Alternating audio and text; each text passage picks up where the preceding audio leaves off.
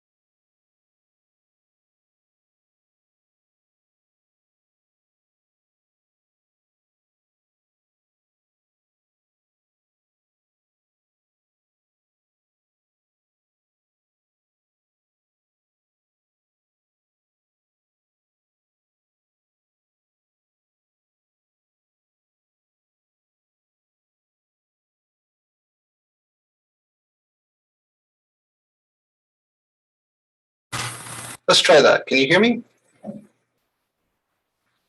Getting something there. Okay, good show. All right, this is a lapel mic, but it doesn't have a clip for my lapel. So let's just try this. All right. Is that okay? Can you hear me okay? Too loud, too quiet, anything like that? I can hear you. Oh. I can't really see the screen though. Oh, now I can, but it's backwards. Okay, we might be able to mirror. There we go, mirror video. I gotta turn that off. Is that better? I mean, it's still backwards. Still backwards after I unmirror the video. So let's try writing something that's asymmetrical.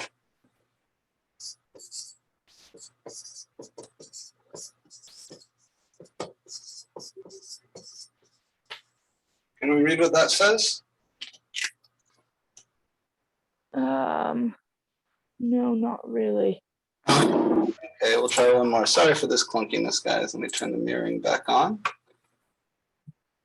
How about now? Nothing changed. Nothing changed on your end? No.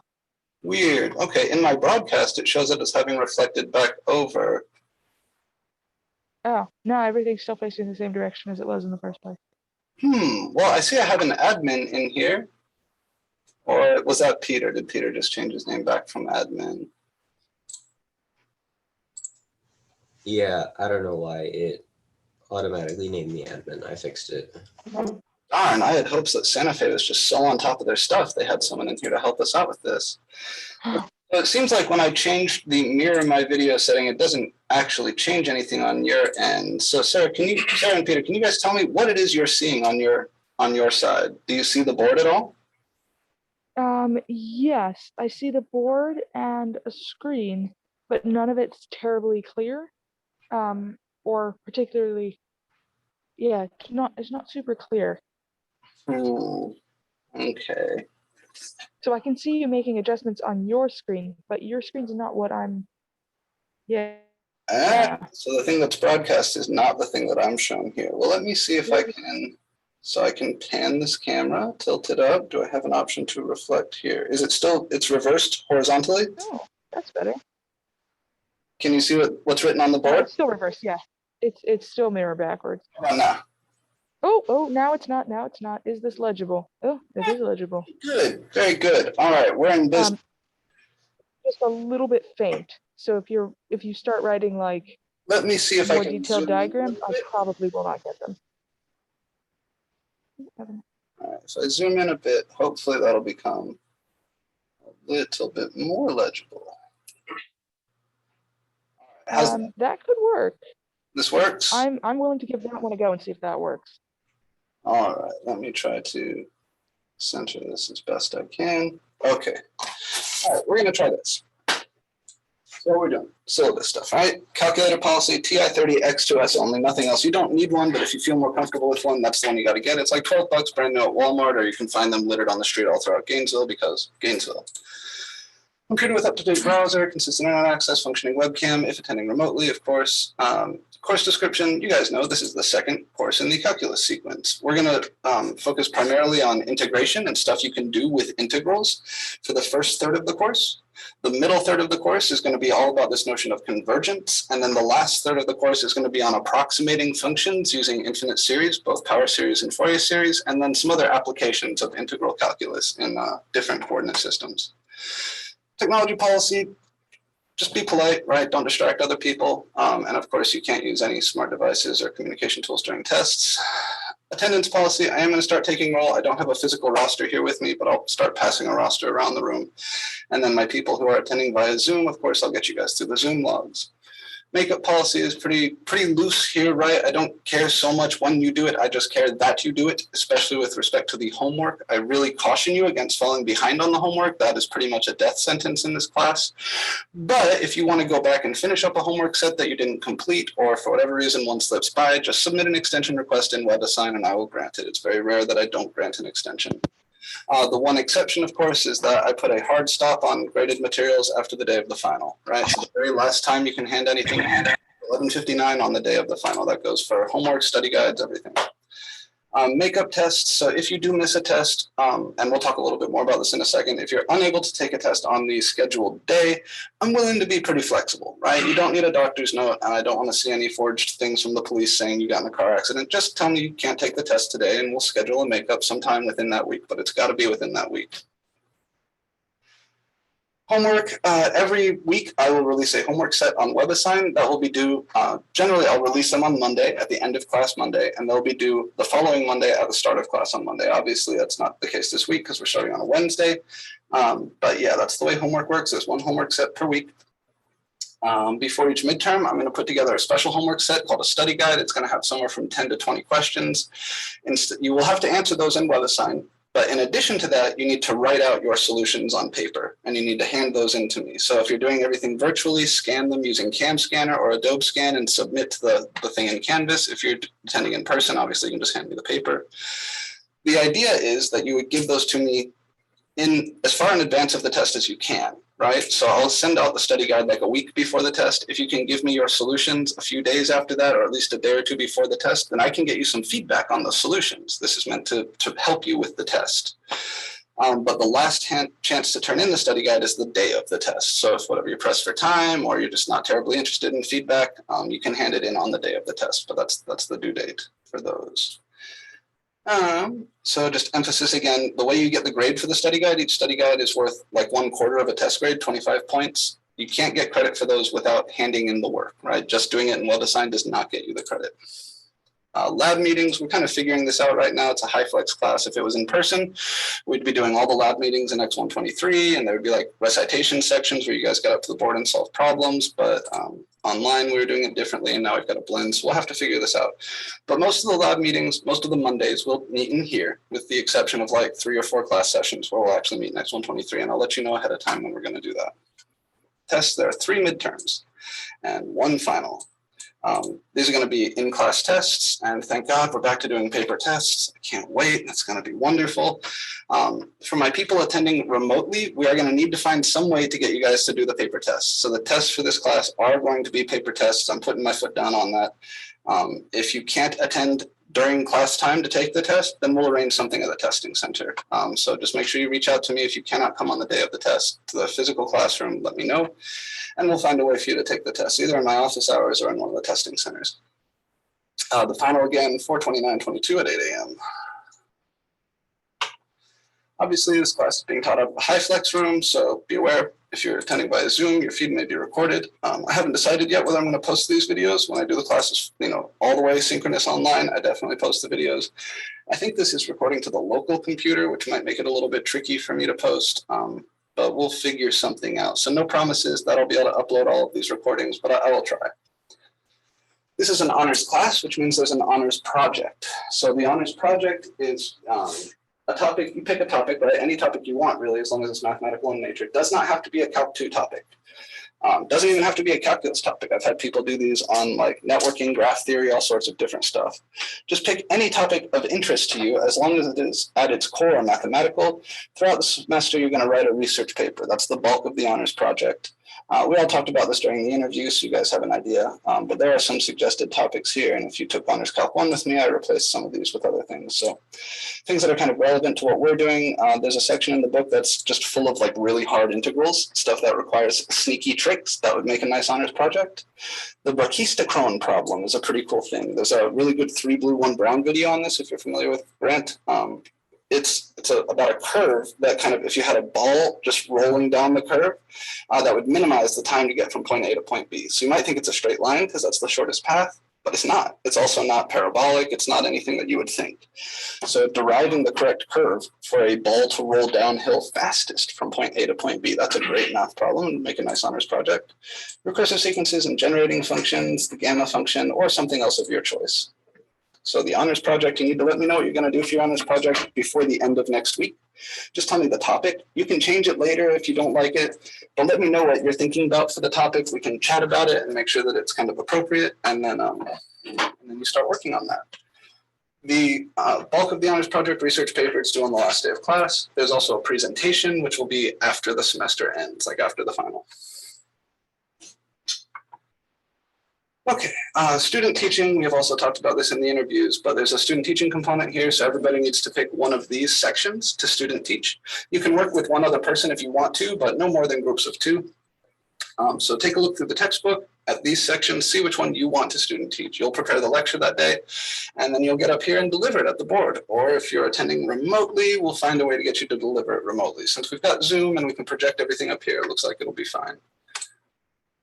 Important dates. So save a copy of the syllabus somewhere on like your laptop or whatever device you use most, and make sure you're aware of these dates. Specifically, the withdrawal date is something you want to pay attention to. If you hang in the class beyond that, then you're going to get an A through F letter grade unless you file a petition. Grades, we went through these in the interviews too. So obviously, most of it comes from the tests, right? Half of it's the midterms, another quarter of it is the final. The rest is homework, study guides, honors project, all that stuff. Grading scale is the normal one. This is all boilerplate syllabus stuff. If you want to read it, you can. If you don't, it's the same as every other class. The thing I wanted to get down to here is my little extra note on cheating. So over the last 2 years, I've seen cheating like spike in my classes. Just last semester, I think I had 6 people that I caught cheating on the final in 2 different classes. And thankfully, none of that was in my honors class, but please don't cheat. All right, that's all. Please don't cheat. I'm good at catching it. I have PhotoMath, I have Mathway, I have Symbolab, all that shit installed on my phone too. I run my tests through those. I know what their solutions look like. I know what a real solution looks like. Just don't do it. Just don't do it. And the big thing is, if you feel like you're in a position where you're starting to think about that, or you're just like so stressed and you're sure that it's not going to go well and the test is coming up, talk to me, right? I'll move the test for you. We can give you a few extra days, something like that. And the calendar here, right? So the first week, we're going to talk about substitution, areas, and average value. These are all things that we talked about a little bit in Calc 1. We're going to talk more about them just to make sure everybody's on the same page. Then we're going to move to talking about finding volumes of 3-dimensional solids using integrals. We're going to talk about work, which is a concept from physics. And after that, we dive into integration techniques. We went through all these in the interview. So that's the syllabus. Do you guys have any questions for me about how the class works?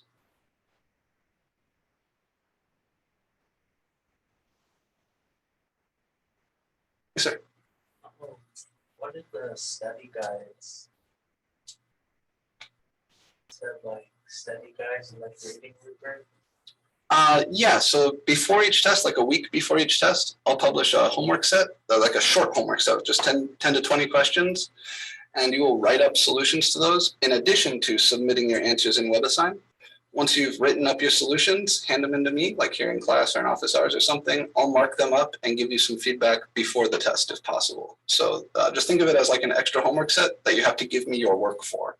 And then I'll use that to get you some feedback before the test if I can. Does that answer your question? Okay. Is there anything I'm forgetting here? So again, WebAssign, this is the thing you need to get into our class in WebAssign. Please do that today. You really want to get in there as soon as possible because there is going to be a homework set posted today. And you definitely don't want to fall behind on the homework.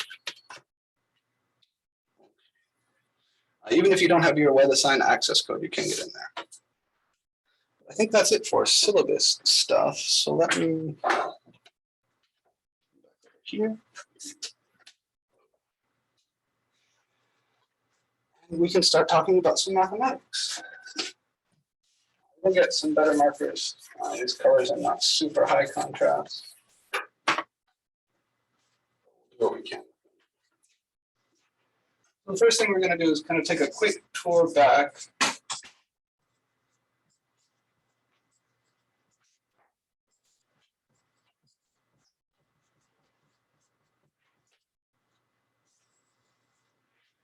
Through the topics at the end of Calc 1, just to make sure everybody is comfortable. So one of the last things that happens in Calc 1, you learn how to solve integrals using substitution, or U-sub.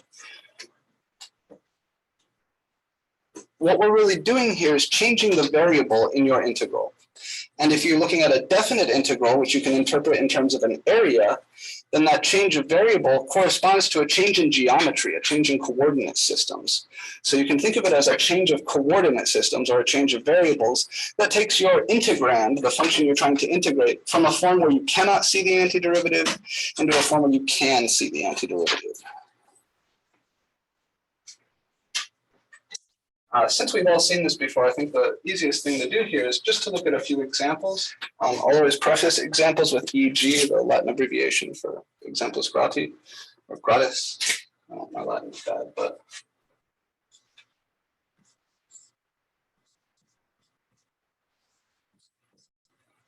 If I had to find an antiderivative for the square root of x minus 1, right, all under the square root, at a glance, it's not entirely obvious what function has that as its derivative, right? So this is an indefinite integral. Remember, there's no bounds. It's not like from 1 to 5 or anything. It's just an integral symbol without any bounds. That means all you're looking for is the most general form of the antiderivative for that function. We know if this was just the square root of x, that's a power function, right? And we have a rule for integrating power functions called the power rule.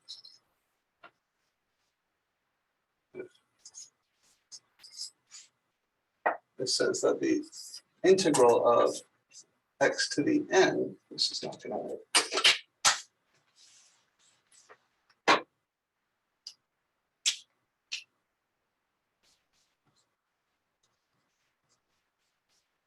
The power rule says if you're integrating just your variable to the n dx, where n is any real number except for -1, then this would be x to the n plus 1 over n plus 1 plus a constant. And the thing that's keeping us from being able to use that here is the -1, right? I don't just have x to some power. I have x minus 1 in parentheses to some power. So this is the same as x minus 1 to the 1/2 dx. And the x minus 1 is in parens. We know that powers don't distribute over addition or subtraction. All right, so a little note here, and I'm only going to say this once because it's an honors class. We should know this. X minus 1 to the 1/2 is super duper not the same as x to the 1/2 minus 1 to the 1/2. Right, powers never, ever, ever distribute over addition or subtraction. And that's why square roots give us such a headache when we're trying to calculate antiderivatives. One way to think of substitution is as the backwards chain rule. right? When you go to differentiate functions, functions like this, you would use the chain rule. You've got an outer function, which is the 1/2 power, and then an inner function, which is x minus 1. Since differentiation would require the chain rule, integration, probably substitution is a good idea. All right, one of the things we're going to learn in the next few weeks is that figuring out which mechanism, which tool to integrate you want to use can be kind of tricky. But that's sort of our strong hint there that usub is a wise move. The way we execute the substitution is you replace the inner function by a variable. So I could pick the inner function here, x minus 1, to be replaced by the variable u. So I'd write this as let u equal x minus 1. So I'm assigning a new variable. U is going to be the new variable for my integral. The other thing we need to do, this dx at the end here, remember when you learned where integrals come from, the dx has a geometric meaning as well, right? It's a little change in x. It's the limiting value of delta x.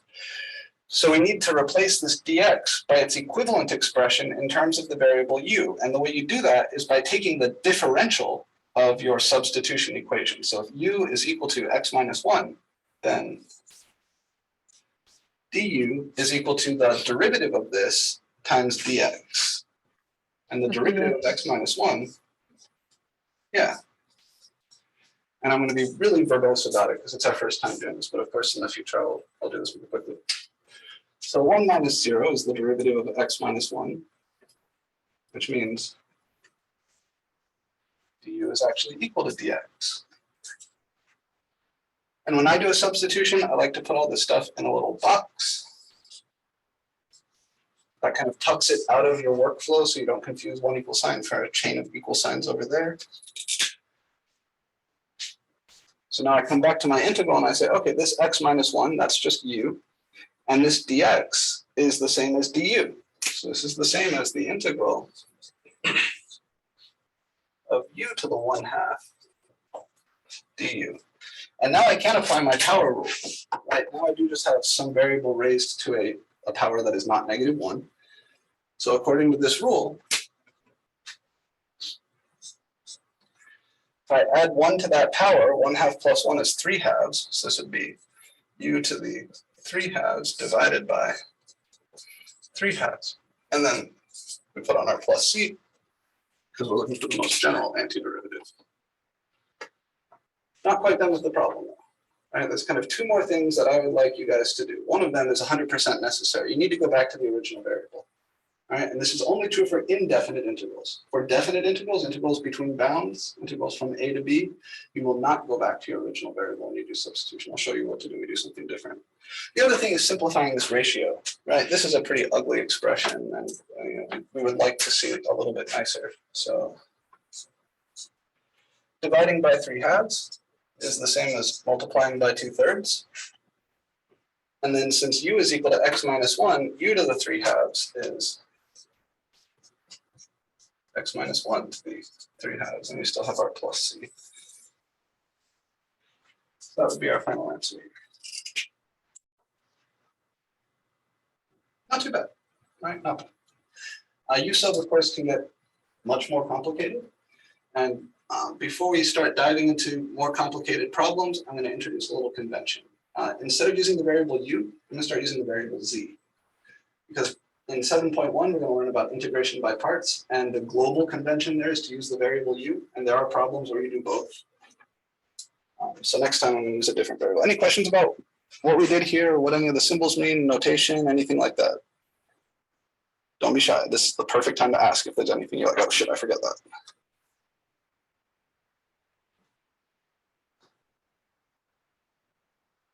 Cool. Okay.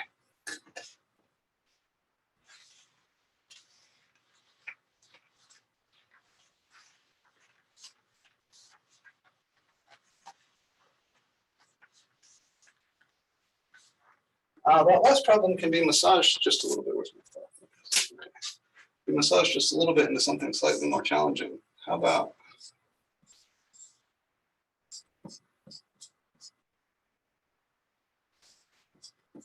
this? Do my Zoom people read this okay?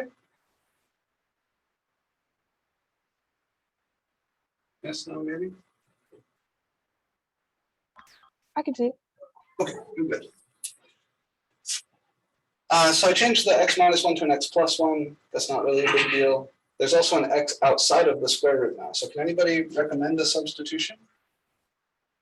X.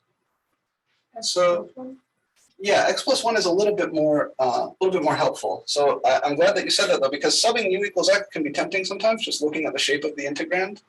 But if you replace one variable by another variable, just u equals x or something like that, z equals t, doesn't actually change anything, right? We're just going to be like rewriting the same integral with new variables, but it'll have the exact same form.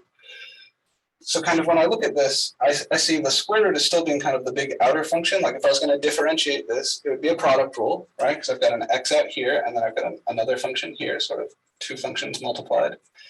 Only one of those has an outer and an inner function. So this piece has an outer and an inner. So thinking again, sort of that chain rule logic, we would want to substitute for the inner function, which here is x plus 1. So I'm going to let z be x plus 1, which would mean dz is, again, it's the derivative of x plus 1 times dx. Now, the derivative of x plus 1 is just 1. So here's my substitution. And I'll tell you now, I will take off points on the exam if you leave off the x's, stuff like that. Notation really does matter. So please, as you solve these, mimic my notation, or pick your own, but make sure it's clear and has everything. We start plugging stuff in. The square root of x plus 1 is just going to be the square root of z. Dx, again, is the same as dz, so I don't have to do anything funny there. But what do I do with this guy? Can you arrange that original substitution so that you can get a value of x that equals something with z? Yeah, and that's what you're going to say too, right? So we can come back to our substitution here. So when you try to do a substitution, first plug in the thing that you chose to substitute for. I chose to substitute for x plus 1, so definitely everywhere there's an x plus 1, I'm going to write z. Then take a look at your differential. You got to replace the dx by whatever its equivalent expression is in terms of the new variable, dz. And in this case, they're equal, nothing special to do there. Then if you have anything else left over, right, because you need to get every single bit of those old variables gone. We need to rewrite the whole integral. Every piece that has that old variable needs to be replaced by a piece with a new variable. If you have anything else left over, like this guy, you go back to your substitution and solve it for that original variable. So if I take z equals x plus 1, I can subtract 1 from both sides and see that x is the same as z minus 1. So what goes here is a z minus 1. Everybody see that?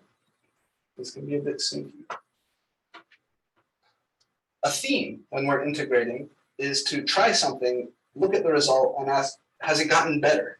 Right? Because sometimes it is the case, it's very different from Calc 1. It is the case that as you solve these integrals, there are many different paths, many different routes to the solution.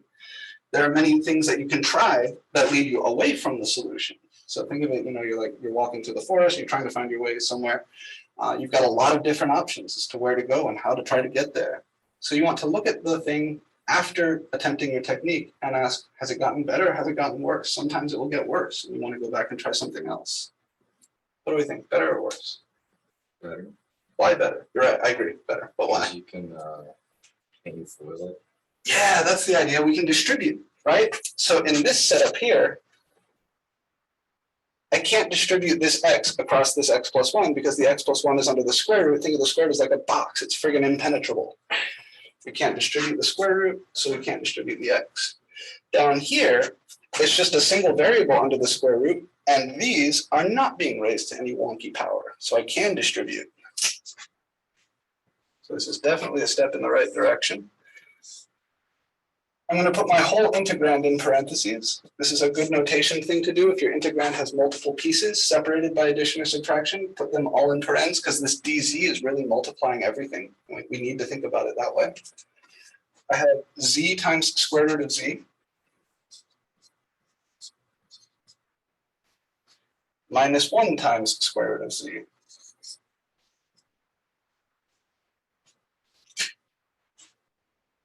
And the magic is that each of those is a straight power function, right? Square root of z is z to the 1/2.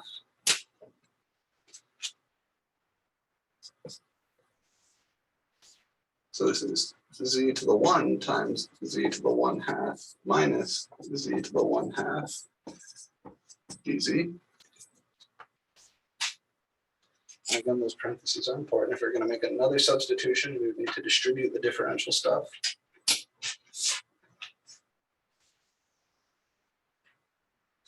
Continuing up here. Z to the 1 times z to the 1/2, that is z to the 3/2 minus z to the 1/2, that's still just minus z to the 1/2. And now I'm ready for my antiderivative. To each of those pieces, I can apply the power rule, the thing we had in orange up here a minute ago. So we add 1 to the power and divide by the new power for each of those guys. 3/2 plus 1 is 5/2, so this is z to the 5/2 divided by 5/2. Minus is this minus. 1/2 plus 1 is 3/2, so this is z to the 3/2 divided by these 3/2. And then always with indefinite integrals plus c.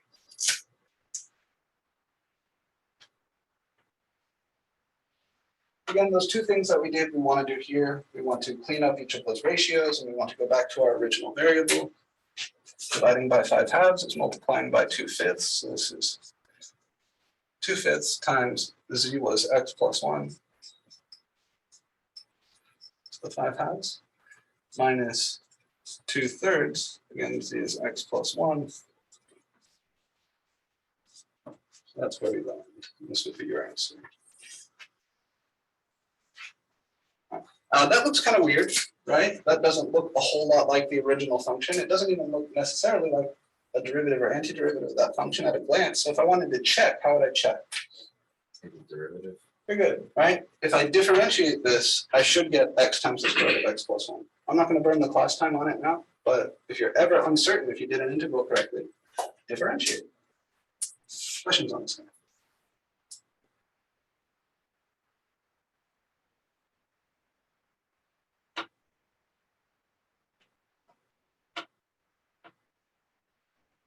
Okay, when?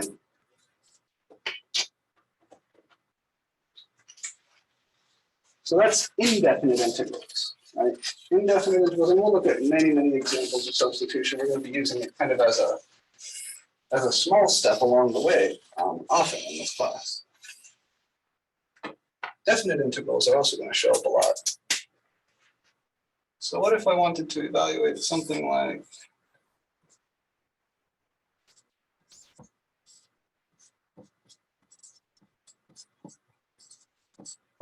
this?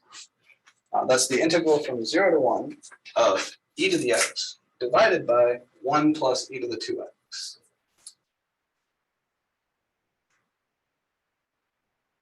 Isn't that That's very close to an inverse tangent. Should smell like inverse tangent. Yeah, and maybe that's what you're thinking, identity, right? Something to do with a trig function there. Before we start hypothesizing about the antiderivative, I think it would be wise to make a substitution. So, and E to especially the x? yeah. Even before I make the substitution, there's something I could do to help us see the substitution. It's going to let us point out an algebra rule. E to the 2x can be written in a way that helps us see what to do here a little bit better. So the algebra rule, and this is a rule we'll use from time to time, a to the b times c, that's the same as a to the b all to the c. Right, if you have a product of powers, that's the same as a tower of powers. Or not a tower of powers, but a titration of powers. So e to the 2 times x could be written as e squared to the x or e to the x squared. And if I write it as e to the x squared, the substitution that Sarah just mentioned might become a little bit more apparent. we're looking for an inner function and an outer function. Does anybody see the inner function? Into the x. Yeah, right. Think back to pre-calc when you're composing functions, plugging one into the other. Here is definitely something with e to the x plugged in. There's also an e to the x up here. So the substitution is going to be this. But before I plug that substitution in, I want to calculate the differential. You notice the order I did those last two problems, right? Choose substitution, calculate differential, then start plugging in. Because that differential is going to play a role here. All right. If z is e to the x, what is dz? Also e to the x. E to the x. What's missing? dx. Dx. Very good. All right. It's not a function. It's called a one form, right? It's a differential form. It's a different sort of geometric object. So certainly this e to the x down here, which is being squared, he's going to be replaced by z. Right? That's the game. I'm substituting for that inner function. I could also replace this by z, but I'm not going to. Why? dx needs to cancel it out. Yeah. Yep, and there's multiple ways to think about this. You can say, I'm going to come to this line and solve for dx, and then plug that in here, and you'd see that dx is dz over e to the x. So if I replace this by dz over e to the x, the e to the x's would cancel. There's a slightly more sophisticated way to think about this that I want to get you into. So still not plugging my substitution in yet. True or false? Yeah, having a factor of e to the x upstairs is the same as having that fraction be multiplied by e to the x over 1, or just e to the x. So I can peel that factor off the top and write it at the end. I like thinking of it this way because now you see that the thing at the end is exactly your differential. So instead of thinking of it as like a cancellation thing, and this gets us away from mixing variables in an integral, which you don't want to do, you see that this piece can be replaced by dz, and this piece can be replaced by 1 over 1 plus z squared. And that's exactly what we'll do. So here's everything I needed for my substitution, organized nicely. And then here's the resulting integral. Why did we wait again to plug in z for e to the x squared? So sometimes it's not clear which pieces are going to get like soaked up by the dz and which pieces are going to get replaced by the z itself. So if we look just back here and everywhere there's an e to the x, we write z, then I would have z over 1 plus z squared times dx. And it's not immediately clear that this guy is going to get eaten up by this guy. So I like to take the step to write all the differential stuff over here if we can.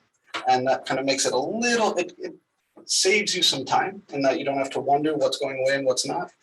Also, there's this pet peeve of mine where we mix variables in an integral, like you have x's and z's.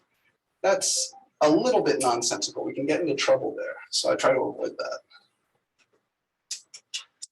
I'll be a little bit more clear about what I mean getting into trouble when an opportunity arises. All right. How do I integrate 1 over 1 plus z squared dz? Very good. This is an inverse tangent of z. Some people like to write arctan instead. It's not cotangent, right? It's not the reciprocal of tangent. It's the inverse function in the sense that square root of x and x squared are inverse functions. Real fast, the original integral is not indefinite. Oh, thank you. Thank you. Thank you. All right. So Sarah just pointed something out that I, in my excitement, forgot. This is a definite integral. So there's, and you pointed it out just before we would have gotten into trouble. I appreciate that. No problem. So when we make a substitution in a definite integral, an integral with bounds, there's an additional step, right? In addition to calculating your differential and rewriting this guy, we need to change the bounds. And this is something I'm very sticklery about.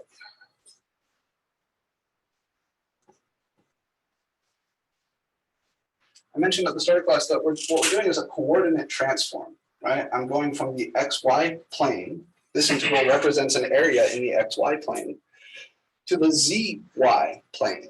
This integral doesn't have any x's in it. This function is a function of z. And that change of variables changes the geometry of the graph. This function has a different graph than this function. So in order to have my integral down here representing the same area as the integral up here, I need to change the bounds. So my old bounds, x, went from x equals 0 to x equals 1. And I'm going to find the associated values for the variable z. And it's not hard to do. The relationship between z and x is precisely this. So if I want to know when x is 0, what is z? I just plug in 0 for x here. When x is 0, z is e to the 0, which is 1. And when x is 1, z is e to the 1, which is e. So my original integral went from 0 to 1. My new integral is going to go from 1 to e.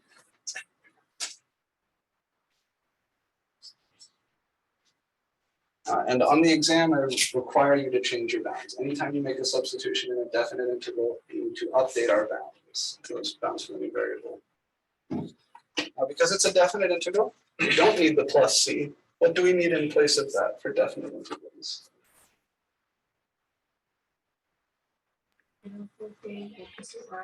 Yeah, there's a couple different notations for it. You can use a bracket like this and the bounds here. Some people just do the right bracket. Some people just do a vertical bar. This is the notation I'll use for the time being. And you use your new bounds. You use the bounds for the new variable. The nice thing about this, you don't go back and plug in the x's. I'm not going to plug in e to the x for this z. I'm just going to replace this variable by these bounds. So by updating your bounds, you avoid having to go back to the original variable. And also, you make this integral actually equal to this integral. If I wrote this integral with the 0 to 1 bounds, it would not be equal to this guy. So at the end of the day here, this is the inverse tangent of e minus the inverse tangent of 1, right? That's what those brackets do. You plug in the upper bound and then subtract what you get when you plug in the lower bound. One of those is easy to figure out. Does anybody know one of those two values?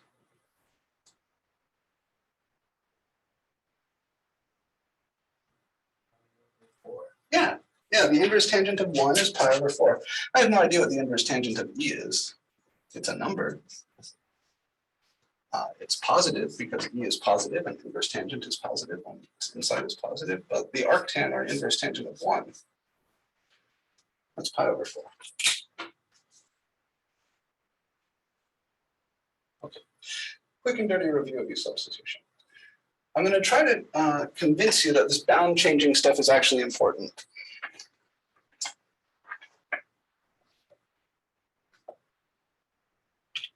So let me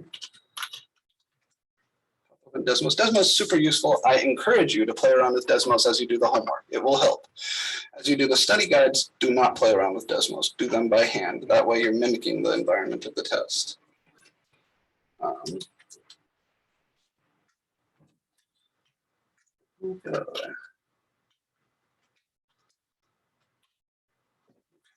So here's the function we're integrating, and we're integrating it from 0 to 1.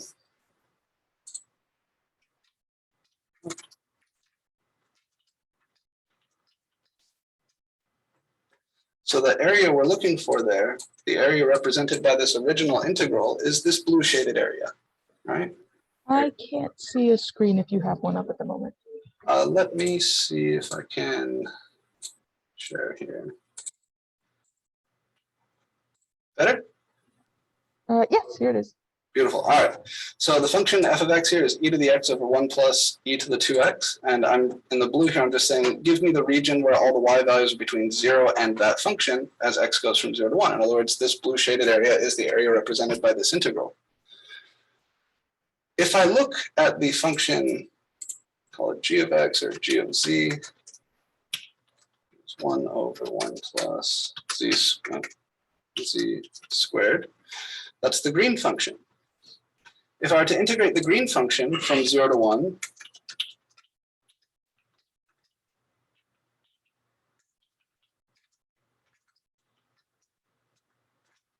we're going to play. Somewhere. It doesn't want to play. All right, we'll do this.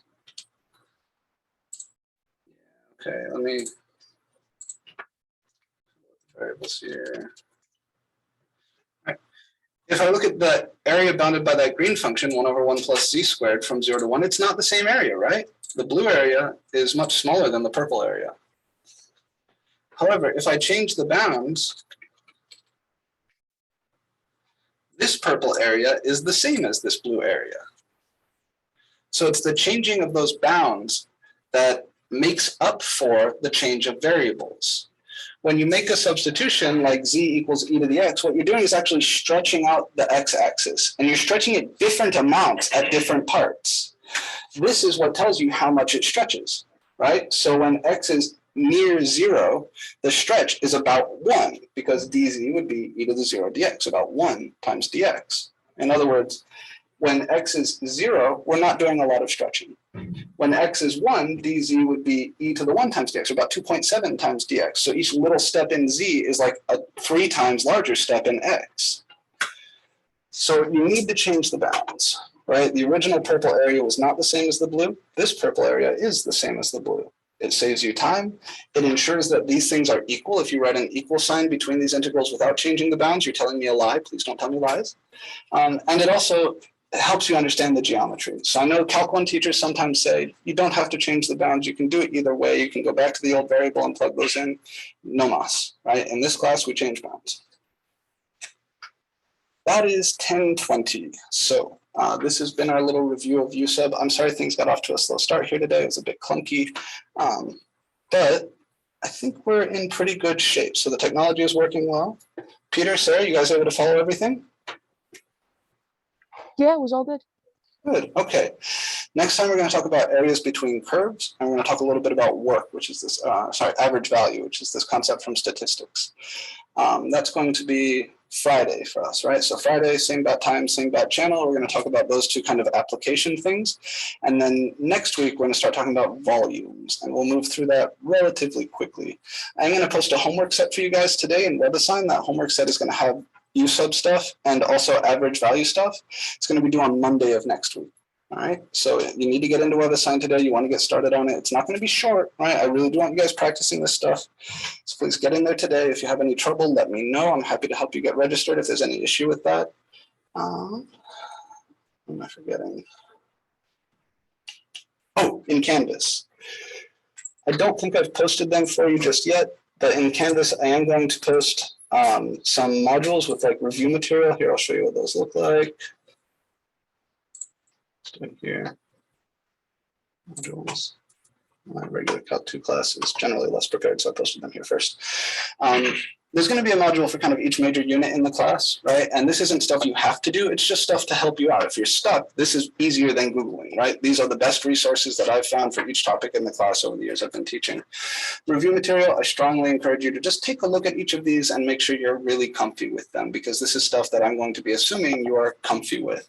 Specifically, I want you to look at the algebra and trig review. The trig stuff in this class is serious. We will use lots and lots of trigonometry.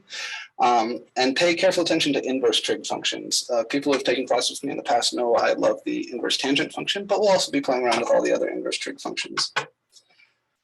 All right, that's it from me for today. Make sure you save a hard copy of the syllabus on your most used device. If you're a hard, paper person, print a copy of the syllabus. I can bring you a printed copy if you don't have a printer but would like one. Just let me know. Office hours today are from 1 to 2 p.m. on Zoom. Follow the links in Canvas. And that's it. I'll see you guys on Friday. All right, guys. Zoom folks, I'm going to go ahead and end the meeting here. I have no idea where this recording is going to be saved. I'll try to get to it to post it to YouTube, but no promises I can do it today. All right? Take care, guys.